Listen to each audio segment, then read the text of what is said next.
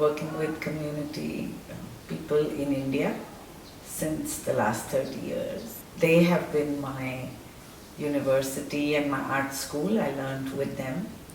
I didn't go to any formal school where I learned specifically art. It was an NGO which works with rural folk artists and artisans, and I worked with them initially, and now I'm on the board of the same NGO, and I work with several different kinds of folk artists. So I have several different parts to what I do. One of which is to help sustain employment in a manner where people can work at their own convenience in non-factory, non-mechanized, spread out where they work at their own time and in their own space. It is like a fair trade organization in the sense that it is transparent. What I do, I help them with the marketing, I help them with the designs, and I help them with contemporizing their skills. We get to know more about different ways of being, different skills. These are people, I have worked for so many years with them, and it just doesn't cease to amaze me because with so little, there's so much beauty.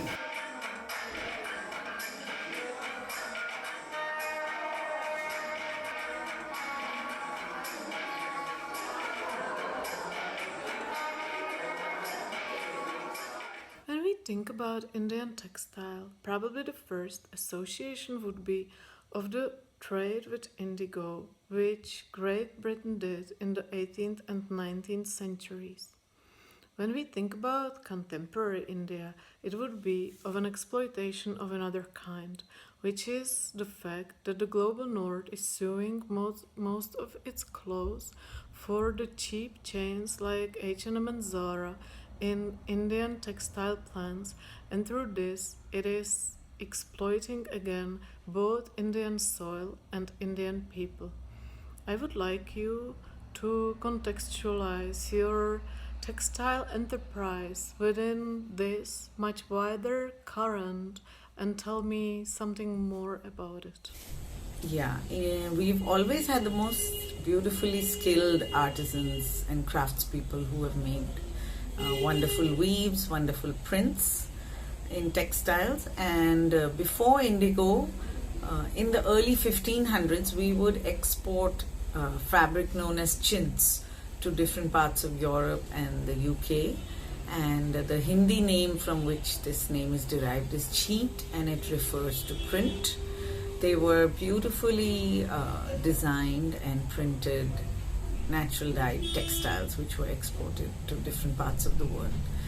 I really like how you're asking me, and you've linked this to fast fashion and how the people making all these products in India also do not get paid very much. So one of the reasons why I started this work with a group of friends back in 1993 was to do with giving credit to the craftspeople who actually make the textiles, who make the fabrics. I work with a studio in Rajasthan called Studio Chaubundi, and I've printed some of the fabrics you see behind what I'm wearing.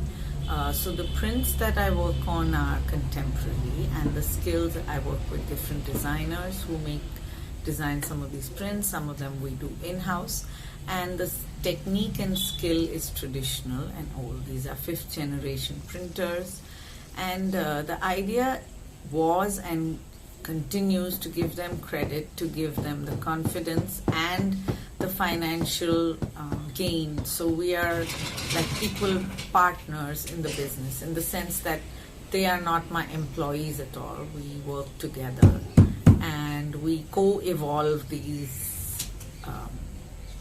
the designs, the skills, the techniques. We have a very long-standing relationship, which is very good. We are like family. So they trust me a lot and have shared their techniques very openly. So because of that, we are able to innovate and make prints and make colors in such a way that other people are not able to do. We are one of the biggest and the oldest contemporary printmaking studios in the country, and we do large quantities of fabrics. We consciously keep it well priced so that it's reasonably priced so that a lot more people can afford to buy it rather than make it high end. So I was just thinking about what you were talking about, Hannah, about the exports and how we used to export indigo and indigo printed fabric, indigo dyed fabric, and then you were referring to fast fashion. There are so many skilled artisans still within the country. There are a lot of designers from overseas who actually have ateliers in the country, in different parts of the country, and make gorgeous embroideries, wonderful prints, weaves, really, really fine work, and sell them outside. But there is no credit to the people who actually make it. The design house gets all the credit and all the profit. And I can't think of a single Indian brand that is actually high-end and successful all over the world. There are plenty who do a lot of couture, which is mostly wedding clothes within the country. But I can't think of anybody who would be doing that outside the country. So that's really interesting.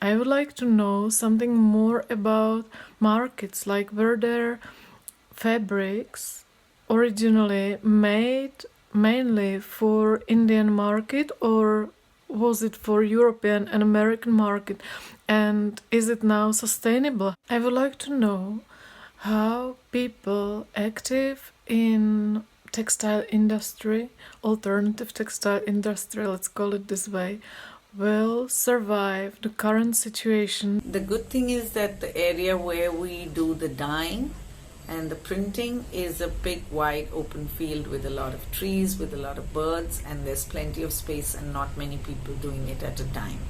So we were able to continue with our work most through the lockdown. We stopped for about 20 days. The work stopped for 20 days, and even in that time, the printing community that I work with, they are so fabulous. They cooked and distributed food for 900 migrant workers every single day for 40 days. And we funded about 20 or 25 of those 40 days. And the rest of them, the community pitched in the money and the effort themselves. And they cooked every single day. Other than that, they continued to print and dye at a very small scale, and I think that gave a lot of emotional relief, because it's scary not to know where things are going. It's scary to have no income. Since we took a conscious decision to continue work through the lockdown, to continue our orders and in fact increase them, because that was the need of the hour. That's what was needed, and we figured we can hold the stock and find a way to sell it later. And actually we have. It is moving, so there's not a problem. We kept the faith, and we are really glad that we did that. And it gave us as well an emotional satisfaction of being able to work. We made masks, so again, tailors got work, the printers got work. We sold them within the country. We worked with trusts who distributed them to people. We distributed a lot ourselves. We distributed a lot of money to people who were working, and to the artisans that we work with, we funded them and gave them money. Small amounts, but we gave everybody that we work with, we donated money to everybody that we work with, so that they had just some backup money. And yeah, it's been difficult, but I don't know where it's going to go, because only online stores are able to sell just now, and them too not very much. But we are in it together. We'll just see how we deal with it. This is what we have to do. We don't have a choice like everyone else in the rest of the world.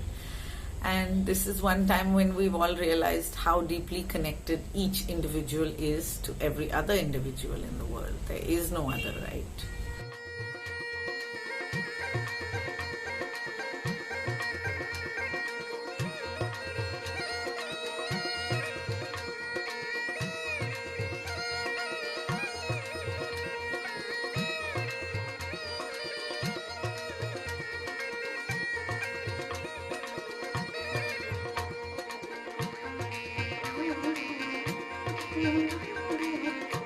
And my last question is, how is it to have social enterprise in textile in nowadays India? I mean, in India under Modi, being aware of how he approaches the NGOs, for example, does he mean a threat, or is it a threat for your small business, and especially for the small business of people that work for you?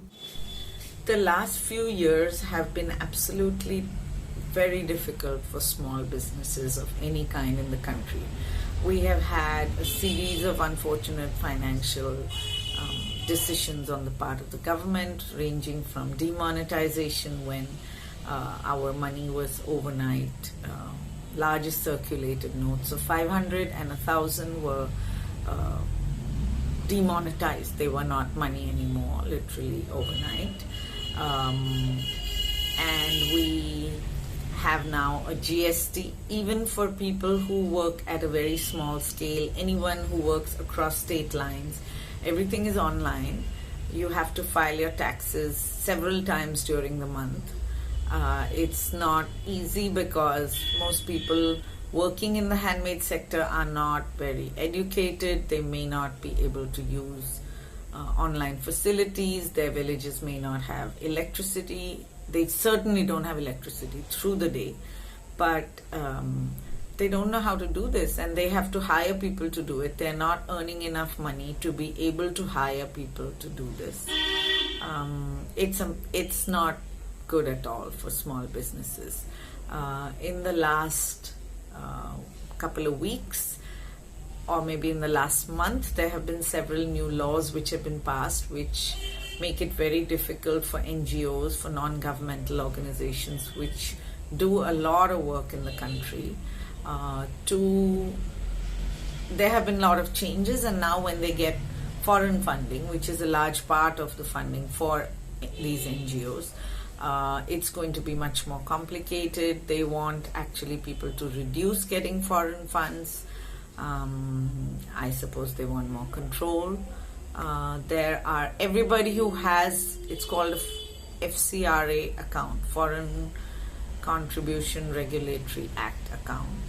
And if you have this kind of, if you receive money from overseas, then everybody in the country before April 1st next year, in the middle of a pandemic, every single signatory of in an account, and most NGOs have more than one signatory, usually it's 2 or 3 to each account for each check. They have to come to New Delhi and open an account in the same one bank and same one branch. So whether you're young, old, you need to travel across the country, come to Delhi, open this account. And I mean, they've made it very complicated and very difficult. And if you want to give up the account, you have to give up the assets that you own. It's a mess. So it hasn't been easy. I think, unfortunately, we seem to be going the route of big business rather than the strength of India, which is the small scale, the tiny sector, the individual artisans, the individual business people who work on their own. We had a large cash economy, which, yes, the government has managed to reduce, but it's at a huge cost. And I think it's pushing, they want to, and they are succeeding in pushing people more into jobs rather than doing their own businesses.